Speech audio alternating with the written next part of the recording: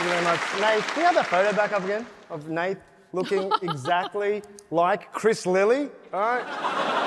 Are you Chris Lilly in whiteface or some gay face? Oh, you definitely.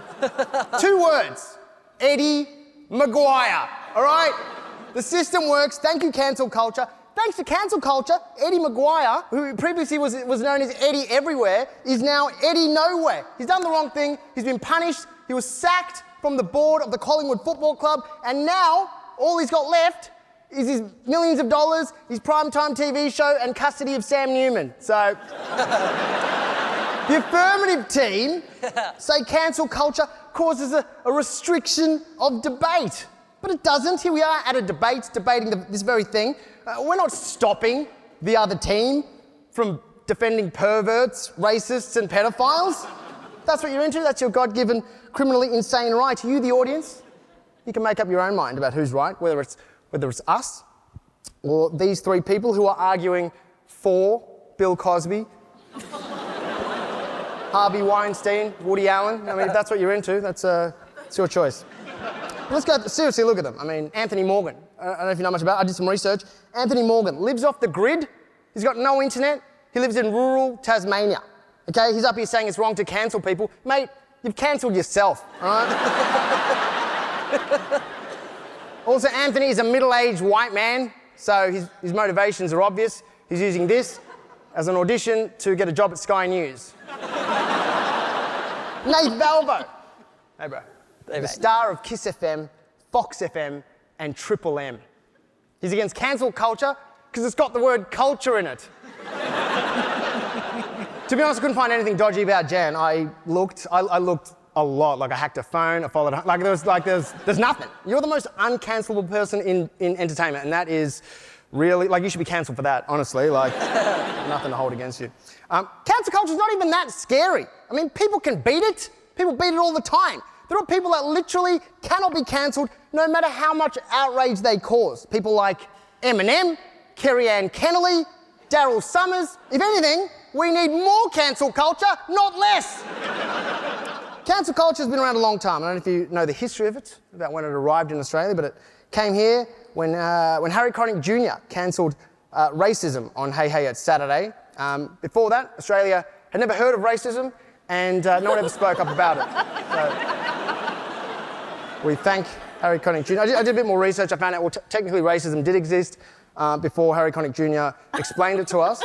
But the only people that ever spoke up about it were, people of colour and Akmal and Kamal is who I meant to say, not Akmal.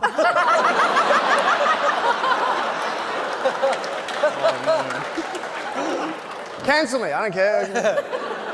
Kamal is the only person that spoke up about it, and he was on the show for 30 years. But, he's a victim, and you can't believe victims because victims are always going to complain, aren't they? So.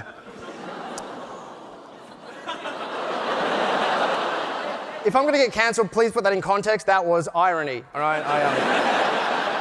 But just want to be fair, just, in case I get sued by Hey Hey It's Saturday, I don't want to misrepresent the show. Hey Hey was on for 30 years, and, I don't want to just cherry pick events and categorise or characterise the whole show as one big racist show. They also did homophobia and lots of sexism, so. Cancel culture is awesome. Some people count sheep when they lie in bed at night. I think about cancel culture, and I go through the lists of people in my head who are going to be cancelled next, and you guys are on that list. I don't know if you know, cancel culture is very Australian. Just think about it. The first white Australians were convicts, banished from the UK for committing crimes. They were a cancelled bunch of people.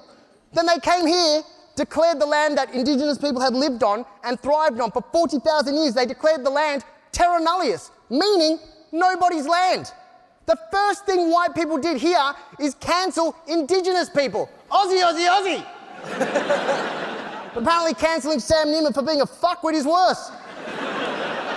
But all Australian heroes have also been cancelled too. It's an Australian thing. Paul Hogan, he was cancelled for tax fraud. Steve Irwin was cancelled for being nosy.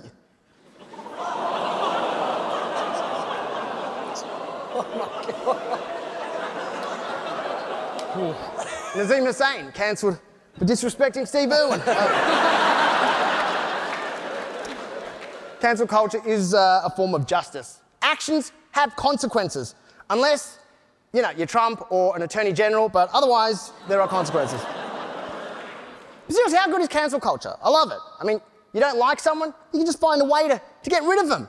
Just become a backyard detective. Go through that person's old tweets or their TV show appearances. Oh, look, here's Jimmy Fallon in blackface. Here's a racist portrayal of an Indian shopkeeper carefully hidden in 700 episodes of The Simpsons.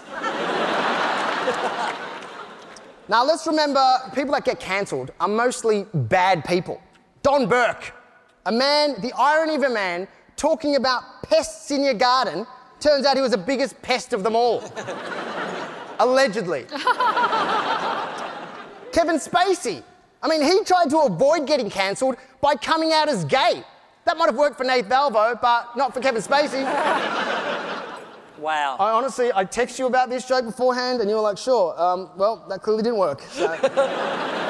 Sucked in, you fell for my trap, idiot. I know. Thank you. Oh, thank God. I'm wrapping it up. Don't worry about it. Cancelling someone, it's a victimless crime. Because no one likes celebrities anyway. It's not like we're cancelling white-collar criminals or evil billionaires, just Bluey for being a racist dog. We should cancel celebrities who haven't even done anything wrong. We should be allowed to just get rid of things because we're bored of them, Does the world really need another episode or season of The Living Room? Cancel it. Why is Triple M still a thing? Is Grant Denyer even necessary? Cancel culture shouldn't be cancelled, it should be ramped up. Right now, nothing really happens. As we've discussed today, all the speakers have sort of mentioned that, life kind of goes on. But people should, if you've been cancelled, there should be real life consequences. You should have your passport seized, licence suspended, marriage dissolved, children taken into foster care, forced to listen to Nath Valvo's comedy. Have your face tattooed, cancelled for being a white supremacist anti-vaxxing wanker. Sounds extreme, but we're talking about Pete Evans. Make it a family night in, Have a cancel night around the dining room table. Who should we cancel tonight? The answer should always be your grandpa. Try and trick your family members. Ask some leading questions like, what do we really think about Lebanese people? I'm sorry, I didn't even believe in that myself. I love Lebanese people. Now, look, I'll finish up.